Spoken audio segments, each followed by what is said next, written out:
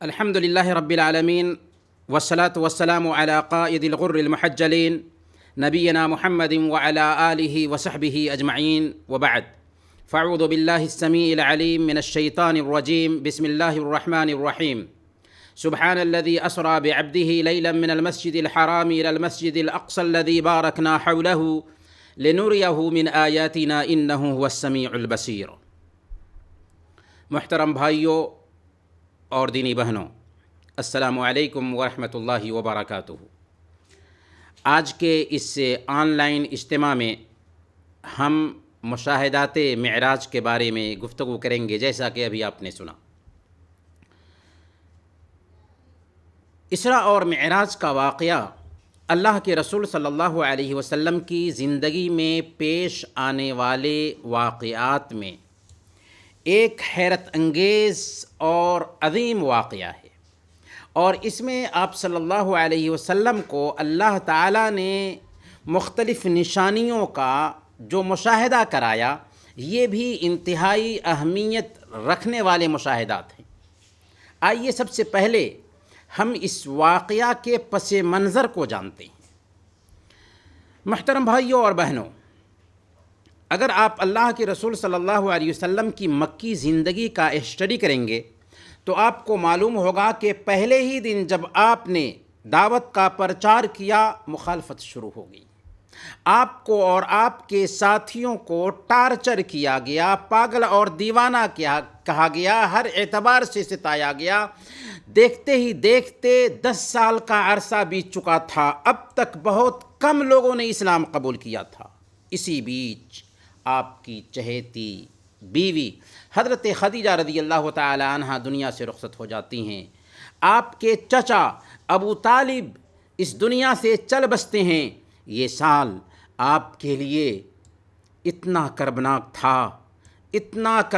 تھا کہ یہ سال غم کا سال کہلایا۔ مکہ کے لوگوں کی شرارت اب اور زیادہ ہونے لگی تھی۔ طائف گئے اس امید کے ساتھ کہ وہاں کے لوگ اسلام قبول کر لیں گے، لیکن طائف والوں نے آپ کے ساتھ بدسلوکی کی انتہا کر دی۔ طائف کے اوباشوں نے آپ پر پتھر برسایا اور لہو لہان کر دیا۔ بالآخر بے ہوش ہو کر گر گئے۔ جس وقت اللہ کے رسول صلی اللہ علیہ وسلم طائف سے نکلے تھے، پریشان تھے، بے چین تھے، کبیدہ خاطر تھے، غمزدہ تھے۔ ایسے نازک حالات میں جبکہ آپ دھتکارے جا رہے تھے، ستائے جا رہے تھے، پریشان کیے جا رہے تھے، اللہ تعالیٰ اپنے نبی کے اطمینان قلب اور عزت افزائی کے لیے ان کو اپنے پاس بلاتا ہے اور ان کی میزبانی کرتا ہے، تاکہ دنیا کو یہ پیغام دے کہ انسانوں، تم نے اپنے حبیب کی قدر نہیں کی، لیکن آسمان والے ان کا احترام کرنے کے لیے تیار ہیں۔ محترم بھائیوں اور بہنوں، معراج کے 2 حصے ہیں۔ ایک حصہ کو اسراء اور دوسرے کو معراج کہا جاتا ہے۔ محمد صلی اللہ علیہ وسلم کا رات کے ایک حصہ میں مسجد حرام سے مسجد اقصیٰ تک کا سفر اسراء کہلاتا ہے، اور مسجد حرام مکہ میں ہے اور مسجد اقصیٰ فلسطین میں ہے۔ دونوں کے درمیان 40 دن کی مسافت پائی جاتی ہے۔ 40 دن کی یہ دوری، 40 دن کی یہ مسافت اللہ کے حکم سے رات کے ایک تھوڑے سے حصے میں طے پا گئی، جس میں اللہ کی عظمت کی پہچان ہے کہ اس کا کوئی بھی کام ذریعے کا، سبب کا پابند نہیں ہوتا۔ اسی لیے اللہ تعالیٰ نے سورۃ الاسراء کے شروع ہی میں فرمایا، سبحان الذی اسریٰ بعبدہ لیلا من المسجد الحرام الی المسجد الاقصی الذی بارکنا حولہ لنریہ من آیاتنا انہ هو السمیع البصیر، کہ پاک ہے وہ اللہ جو اپنے بندے کو رات ہی رات میں مسجد حرام سے مسجد اقصیٰ لے گیا، جس کے آس پاس ہم نے برکت دے رکھی ہے۔ کیوں لے گیا؟ اسراء اور معراج کیوں کرایا گیا؟ لِنُرِيَهُ مِنْ آیاتنا، تاکہ ہم اسے اپنی قدرت کی نشانیاں دکھائیں، تاکہ ہم اسے قدرت کے چند نمونے دکھائیں، تاکہ آپ اپنی پیشانی کی آنکھوں سے کچھ چیزوں کا مشاہدہ کر لیں۔ اسی طریقے سے مسجد اقصیٰ سے آپ کا ساتوں آسمان کی سیر کرنا بھی دراصل اسی مقصد کے تحت تھا۔ چنانچہ پہلے آسمان سے ساتوں آسمان تک گئے، ہر آسمان پر نگراں فرشتے تھے جن سے اجازت لی، دروازہ کھلوایا، اور ہر آسمان پر کسی نہ کسی نبی سے ملاقات بھی ہوئی، ان کو سلام کیا، انہوں نے آپ کے سلام کا جواب دیا، خوش آمدید کہا، اور آپ صلی اللہ علیہ وسلم کی نبوت کا اقرار بھی کیا۔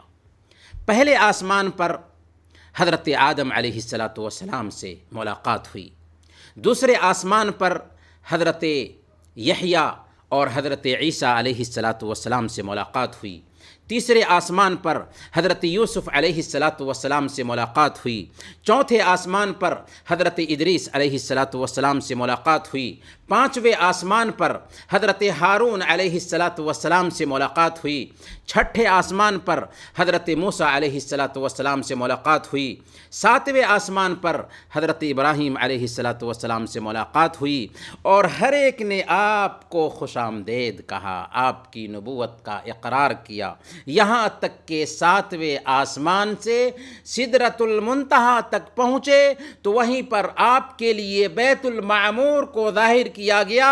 آگے چلے تو اللہ اور محمد صلی اللہ علیہ وسلم کے بیچ 2 کمان یا اس سے بھی کم کا فاصلہ رہ گیا، 2 کمان یا اس سے بھی کم کی دوری رہ گئی، تو اللہ پاک نے آپ سے پردے کی اوٹ میں بات کیا اور آپ پر 50 وقت کی نمازیں فرض کی۔ وہاں سے لوٹے اور چھٹے آسمان پر حضرت موسیٰ علیہ السلام سے گزرے تو انہوں نے آپ کو مشورہ دیا کہ آپ کی امت 50 وقت کی نماز کی طاقت نہیں رکھ سکتی، آپ جائیں اور اللہ تعالیٰ سے اس میں کمی کرائیں، اس میں تخفیف کرائیں۔ اس طرح اللہ کے نبی صلی اللہ علیہ وسلم حضرت موسیٰ علیہ السلام کے مشورہ سے کئی بار اللہ کے پاس گئے اور آئے، یہاں تک کہ 50 سے 5 وقت کی نماز کر دی گئی۔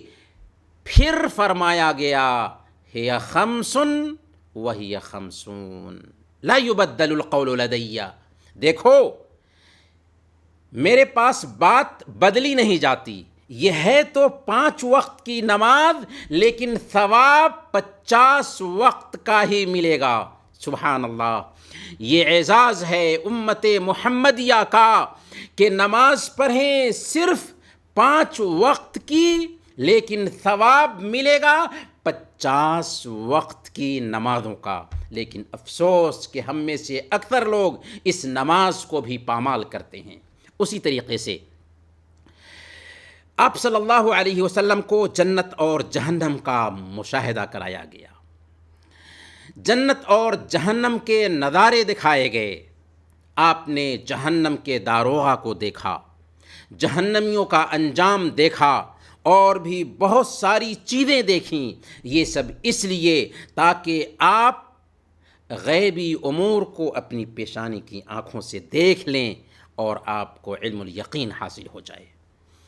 محترم بھائیوں اور بہنوں، سوال یہ پیدا ہوتا ہے کہ اسراء اور معراج کے اس قصہ میں ہم سب کے لیے آخر کیا سبق ہے؟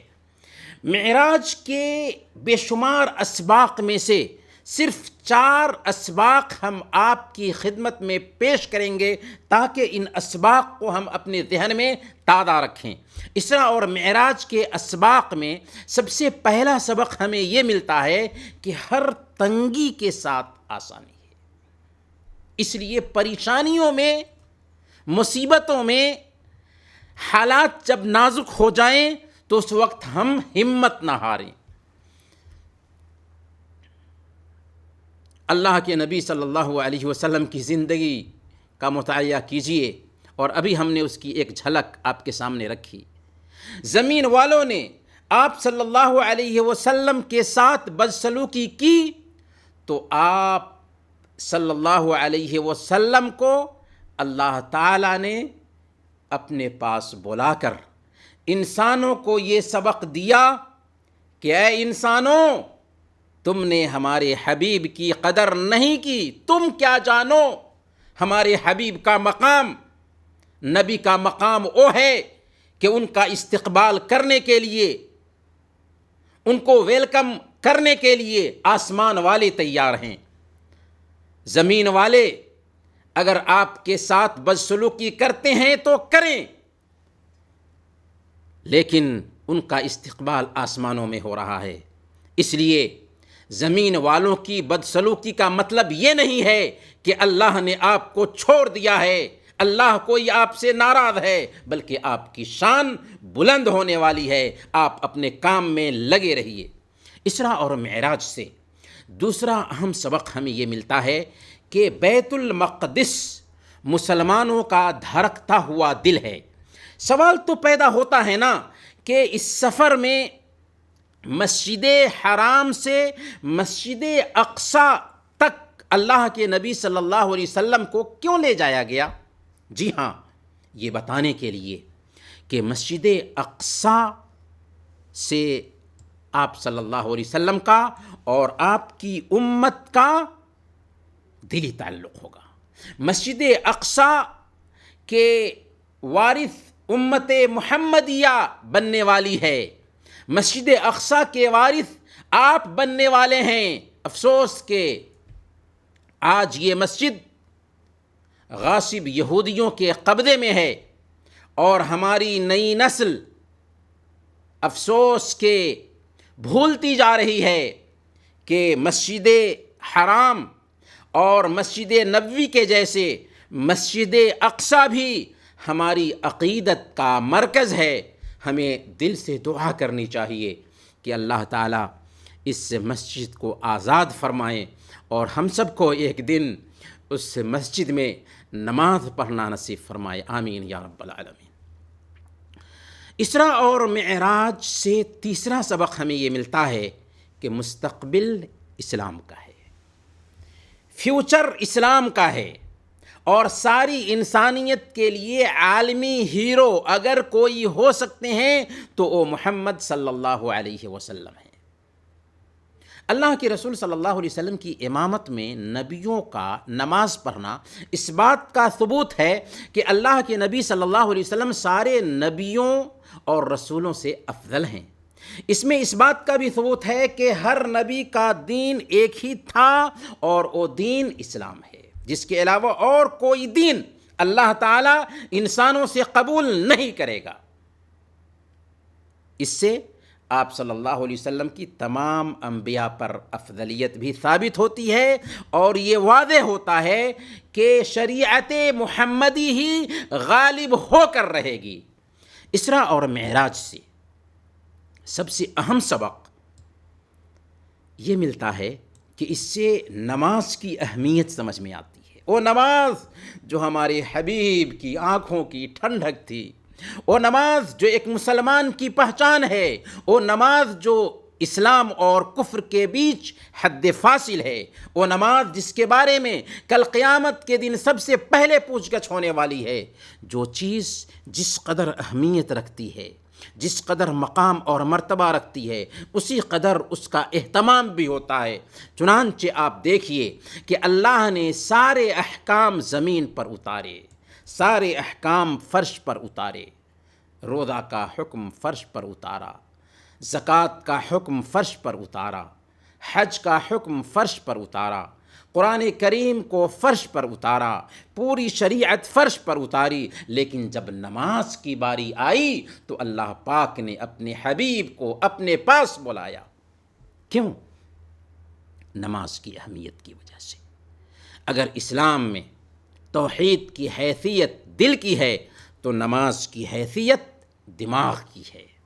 بغیر نماز کے اسلام کا تصور اس جسم کی طرح ہے جو دماغ کی دولت سے محروم ہو۔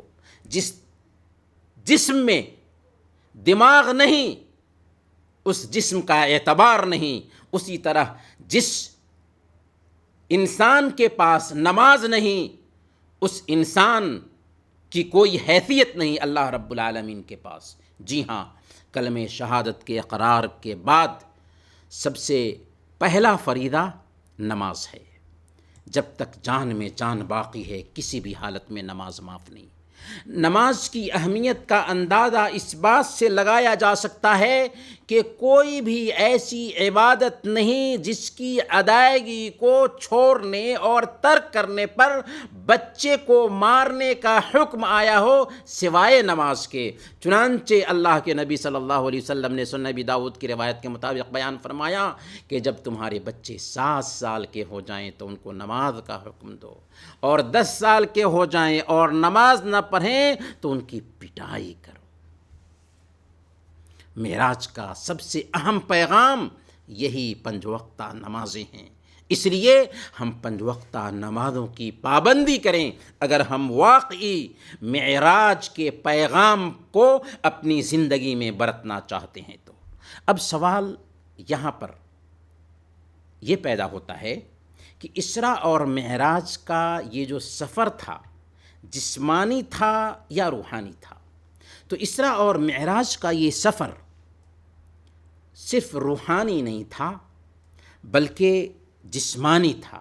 یہ کوئی خواب کا واقعہ نہیں تھا بلکہ اللہ کے نبی صلی اللہ علیہ وسلم کو جسمانی طور پر مکہ سے بیت المقدس لے جایا گیا اور پھر 7 آسمان کی سیر کرائی گئی۔ کیونکہ اگر یہ صرف روحانی سفر ہوتا یا خواب کی کیفیت ہوتی تو مشرکین جو آپ کے دشمن تھے ان میں سے بعض لوگوں نے اسے سن کر کے انکار کیوں کیا؟ پھر اللہ تعالیٰ نے سورۃ الاسراء میں فرمایا سبحان الذی اسریٰ بعبدہ لیلا من المسجد الحرام، کہ بابرکت ہے وہ ذات، پاک ہے وہ ذات جس نے اپنے بندے کو مسجد حرام سے مسجد اقصیٰ تک رات کے ایک حصے میں لے گیا۔ اس میں سب سے پہلے اللہ پاک نے تعجب کا اظہار کیا اور پھر عبد کا لفظ استعمال کیا۔ عبد جسم اور روح دونوں کے مجموعہ کا نام ہے، اس لیے ہمیں یہ یقین رکھنا ہے کہ یہ سفر جسمانی تھا۔ ایک دوسرا سوال یہ بھی پیدا ہوتا ہے کہ کیا معراج کی رات اللہ کے رسول صلی اللہ علیہ وسلم نے اپنے رب کو دیکھا؟ سچی بات یہ ہے کہ اللہ کے نبی صلی اللہ علیہ وسلم نے معراج کی رات اپنے رب کو نہیں دیکھا۔ دنیا میں انبیاء کرام سمیت کسی نے بھی اللہ تعالیٰ کا دیدار نہیں کیا ہے اور قیامت کے دن تک کوئی کر بھی نہیں سکتا ہے۔ حضرت موسیٰ علیہ السلام نے اللہ کو دیکھنے کی خواہش ظاہر کی تو اللہ نے فرمایا کہ لن ترانی، کہ اے موسیٰ تم مجھے ہرگز دیکھ نہیں سکتے۔ یہاں تک کہ جب حضرت موسیٰ علیہ السلام نے اصرار کیا تو اللہ تعالیٰ نے فرمایا کہ تم پہاڑ پر دیکھو۔ چنانچہ اللہ تعالیٰ نے جب پہاڑ پر اپنی تجلی ظاہر فرمائی تو پہاڑ ٹکڑے ٹکڑے ہو گیا، ریزہ ہو گیا اور موسیٰ علیہ السلام بے ہوش ہو کر گر پڑے۔ کیونکہ اللہ تعالیٰ نے دنیا کی اس آنکھ میں یہ صلاحیت ہی نہیں رکھی، ان آنکھوں کو اس بات کا متحمل بنایا ہی نہیں، ان آنکھوں کو اس قابل رکھا ہی نہیں کہ وہ اللہ کا دیدار کر سکیں۔ اسی لیے اللہ کے نبی صلی اللہ علیہ وسلم نے معراج کی رات اللہ تعالیٰ کو دیکھا نہیں، ہاں پردے کی اوٹ میں اللہ تعالیٰ سے کلام کیا۔ صحیح مسلم کی روایت ہے، حضرت ابو ذر رضی اللہ تعالیٰ عنہ نے اللہ کے نبی صلی اللہ علیہ وسلم سے پوچھا تھا کہ کیا آپ نے اپنے رب کو دیکھا ہے؟ تو آپ نے فرمایا نور انا اراہ، وہ تو نور ہے، اسے ہم کیسے دیکھ سکتے ہیں؟ لیکن یاد رکھیں کل قیامت کے دن سارے جنتی جنت میں اللہ رب العالمین کا دیدار کریں گے، اللہ تعالیٰ کو دیکھیں گے، کیونکہ اللہ تعالیٰ جنت میں ان کی آنکھوں کے اندر ایسی طاقت پیدا کر دے گا، ان کی آنکھوں کو اس قابل بنا دے گا کہ وہ اللہ کا دیدار کر سکیں۔ اللہ تعالیٰ نے فرمایا وجوہ یومئذ ناظرہ الی ربہا ناظرہ، کہ اس روز کچھ چہرے تر و تازہ ہوں گے، اپنے رب کی طرف دیکھ رہے ہوں گے۔ محترم بھائیوں اور بہنوں، اسراء اور معراج کے اس قصہ کے ضمن میں اب تک اسراء اور معراج کے بہت سارے مشاہدات ہمارے سامنے آ چکے ہیں، انہیں ہم ریپیٹ کرنا نہیں چاہتے، جیسے اللہ کے رسول صلی اللہ علیہ وسلم کا انبیاء کرام کی امامت کرانا، ہر آسمان پر انبیاء کرام سے ملاقات، پھر اللہ رب العالمین سے پردے کی اوٹ میں کلام کرنا، یہ سارے مشاہدات ہیں۔ اسی طریقے سے اللہ کے نبی صلی اللہ علیہ وسلم کے اوپر 5 وقت کی نمازیں فرض کیا جانا۔ اب آئیے خاص چند مشاہدات کو ہم جانتے ہیں۔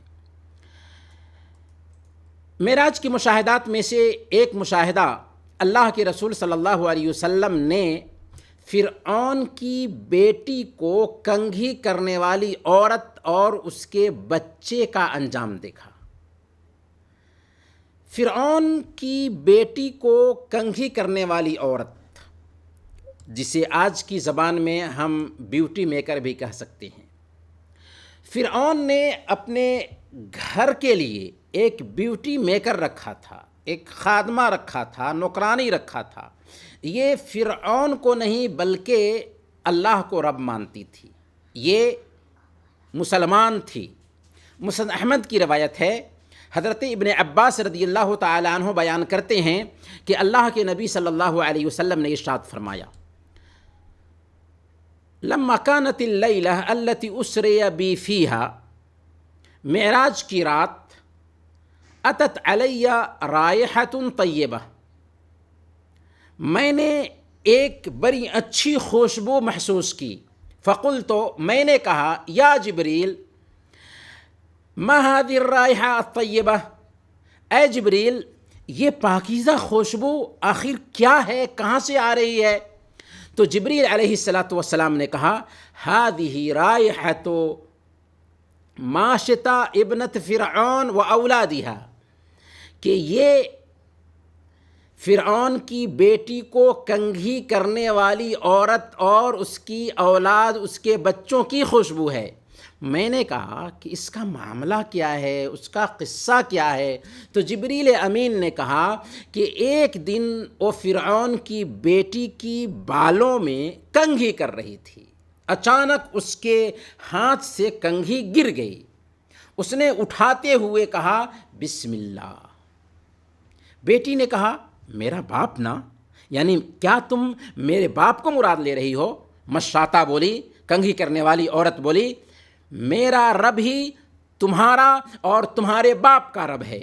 فرعون کی بیٹی نے کہا کیا میرے والد کے علاوہ تمہارا کوئی اور رب ہے؟ وہ بولی ہاں، میرا اور تمہارا رب اور تمہارے باپ کا رب اللہ ہے۔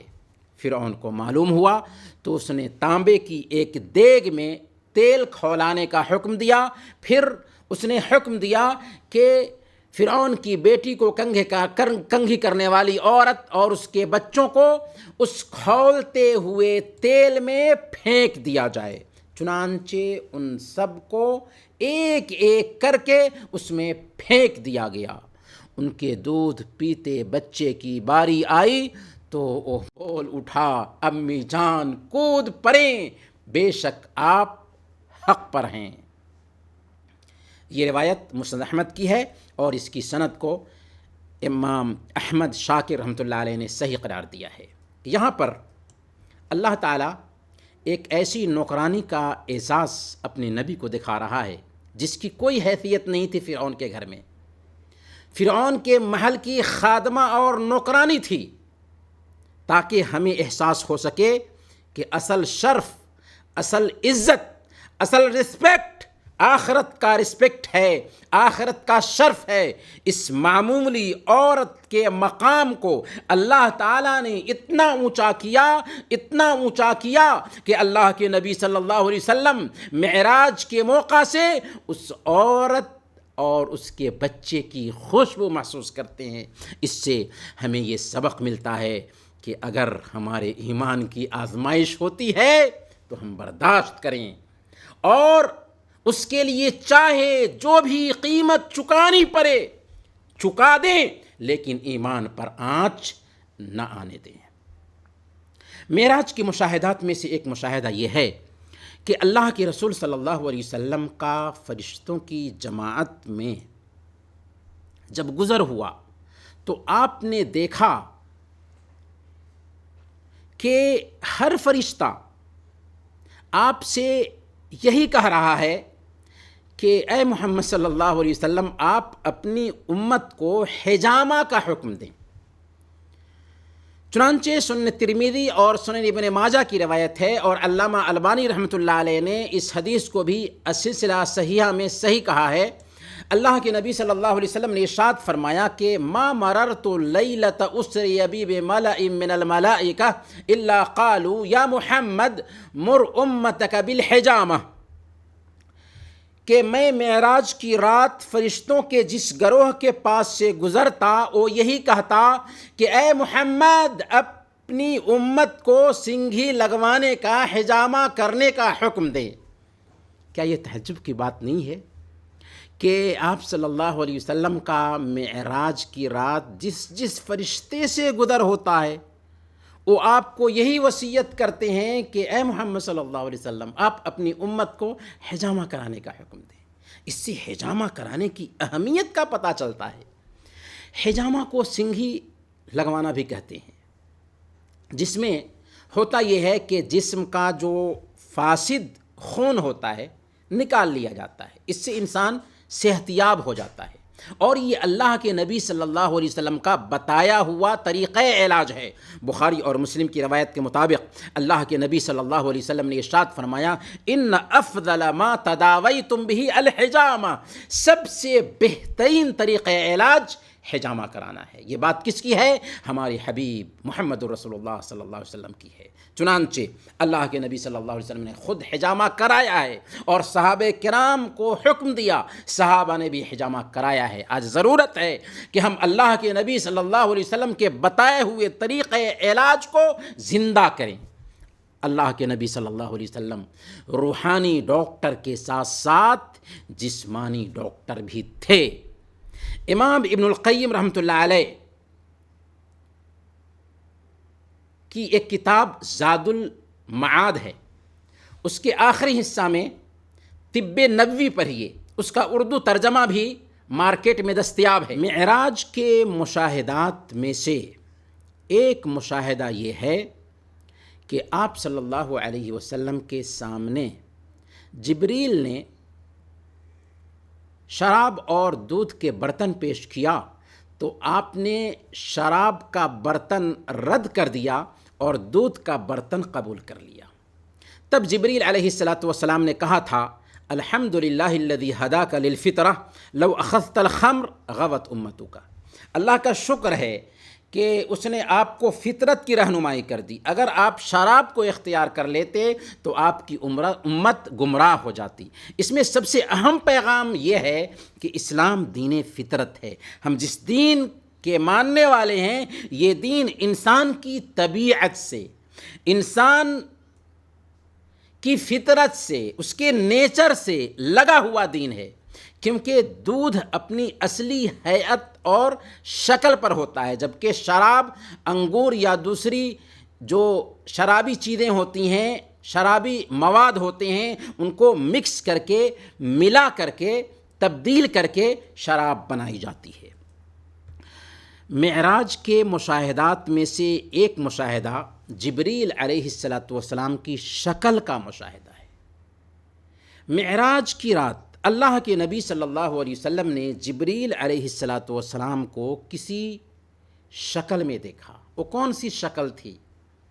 معراج کی رات اللہ کے رسول صلی اللہ علیہ وسلم نے جبریل علیہ الصلاۃ والسلام کو سبز رنگ کے ریشمی لباس میں دیکھا جس نے آسمانی افق یعنی دونوں کناروں کو بھر رکھا تھا۔ صحیح مسلم کی حدیث کے الفاظ ہیں سادن عظم خلقہ ما بین السماء والارض۔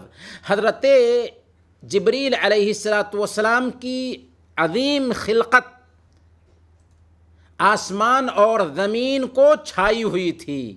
ایک فرشتہ کی خلقت آسمان اور زمین کے کناروں کو گھیر رکھی ہے۔ اس سے جبریل علیہ السلام کی عظمت کا اندازہ لگا سکتے ہیں۔ اسی طرح اللہ کے نبی صلی اللہ علیہ وسلم نے جبریل علیہ السلام کو ایک اور شکل میں دیکھا معراج کی رات۔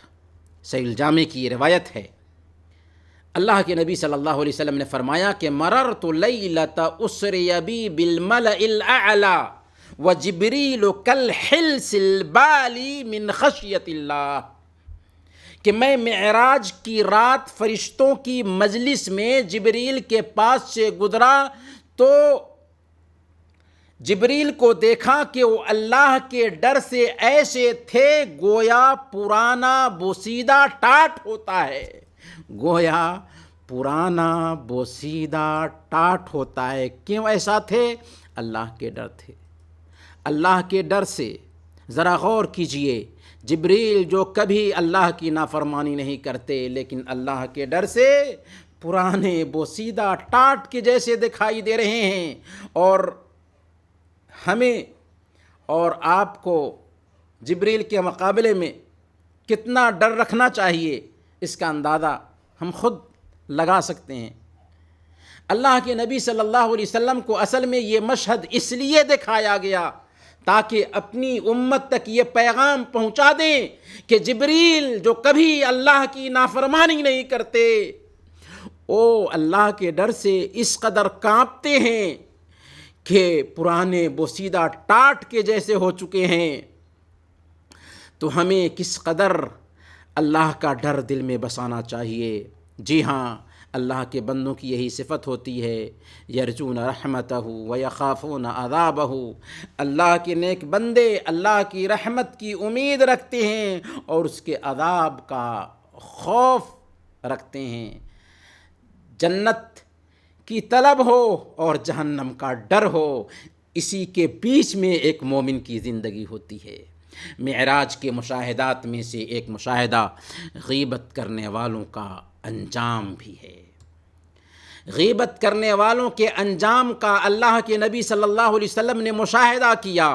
سنن ابی داؤد کی روایت ہے، اللہ کے نبی صلی اللہ علیہ وسلم نے فرمایا معراج کے موقع پر میرا گزر ایسے لوگوں کے پاس سے ہوا جن کے ناخن پیتل کے تھے، ناخن پیتل کے تھے۔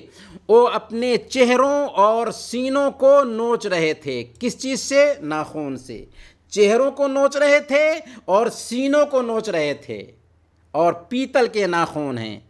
میں نے پوچھا کہ جبریل یہ کون لوگ ہیں؟ جبریل امین نے کہا کہ ہؤلاء الذین یأکلون لحوم الناس وَيَقَعُونَ فِي أَعْرَاضِهِمْ، یہ وہ لوگ ہیں جو لوگوں کا گوشت کھاتے تھے اور ان کی عزت پامال کرتے تھے۔ غیبت کو قرآن نے اسی لیے کہا کہ کیا تم میں سے ایک آدمی اپنے مردہ بھائی کا گوشت کھائے گا؟ سورۃ الحجرات پڑھیے، اللہ فرماتا ہے وَلَا يَغْتَبْ بَعْضُكُمْ بَعْضًا اَيُحِبُّ أَحَدُكُمْ أَن يَأْكُلَ لَحْمَ أَخِيهِ مَيْتًا فَكَرِهْتُمُوهُ، تم میں سے کوئی کسی کی غیبت نہ کرے۔ کیا تم میں سے کوئی آدمی یہ پسند کرے گا کہ اپنے ہی مرے ہوئے بھائی کا گوشت کھائے؟ تم تو اسے ناپسند کرو گے۔ پھر ہماری مجلس کا آج سب سے لذیذ گوشت کیوں یہی ہوتا ہے؟ کیا ہم غیبت سے بچیں گے؟ اللہ تعالی ہم سب کو غیبت سے بچائے۔ معراج کے مشاہدات میں سے آخری مشاہدہ، اور اسی پر میں اپنی گفتگو بھی ختم کروں گا، یہ ہے کہ اللہ کے نبی صلی اللہ علیہ وسلم نے بے عمل خطبہ کے انجام کا مشاہدہ کیا۔ مسند احمد کی روایت ہے، اللہ کے رسول صلی اللہ علیہ وسلم نے ارشاد فرمایا، جس رات مجھے اسرا کرایا گیا میں کچھ لوگوں کے پاس سے گزرا، ان کے ہونٹ آگ کی کینچیوں سے کاٹے جا رہے تھے، ہونٹ آگ کی کینچیوں سے کاٹے جا رہے تھے، پھر وہ ہونٹ جلد ہی ٹھیک ہو جاتے تھے، پھر کاٹے جاتے تھے، پھر ٹھیک ہو جاتے تھے، لگاتار ایسا ہی ہو رہا ہے۔ میں نے پوچھا، جبریل یہ کون لوگ ہیں جن کے ہونٹ آگ کی کینچیوں سے کاٹے جا رہے ہیں؟ انہوں نے کہا، یہ آپ کی امت کے وہ لوگ ہیں جو کہتے کچھ ہیں کرتے کچھ ہیں۔ اللہ تعالی ہم سب کی حفاظت فرمائے۔ صحیح بخاری اور مسلم کی روایت ہے، حضرت اسامہ رضی اللہ تعالی عنہ بیان کرتے ہیں کہ میں نے اللہ کے رسول صلی اللہ علیہ وسلم کو فرماتے ہوئے سنا، ایک آدمی کو کل قیامت کے دن لایا جائے گا اور جہنم میں پھینک دیا جائے گا۔ وہ آگ میں جب جائے گا تو اس کی اتنیاں نکل پڑیں گی اور ان کے گرد یعنی اتریوں کے گرد وہ اس طرح چکر لگائے گا جیسے گدھا اپنی چکی کے ارد گرد چکر لگاتا ہے۔ جہنمی اس کے آس پاس جمع ہو جائیں گے یہ منظر دیکھ کر اور پوچھیں گے کہ اے فلاں، کیا تم مجھے نیکی کا حکم نہیں دیا کرتے تھے اور برائی سے نہیں روکتے تھے؟ آخر تمہارا یہ حال کیوں ہو رہا ہے؟ وہ کہے گا، میں تمہیں نیکی کا تو حکم دیا کرتا تھا مگر خود نہیں کرتا تھا، برائی سے تو روکا کرتا تھا لیکن خود اس کا ارتکاب کرتا تھا۔ اس لیے ضرورت ہے کہ ہم صرف گفتار کے غازی نہ بنیں بلکہ عملی زندگی پر بھی دھیان دیں۔ اللہ تعالیٰ سے ہم دعا کرتے ہیں کہ اللہ تعالیٰ ہم سب کی اصلاح فرمائے، آمین۔ وصلی اللہ علی نبینا محمد وعلی آلہ وصحبہ اجمعین۔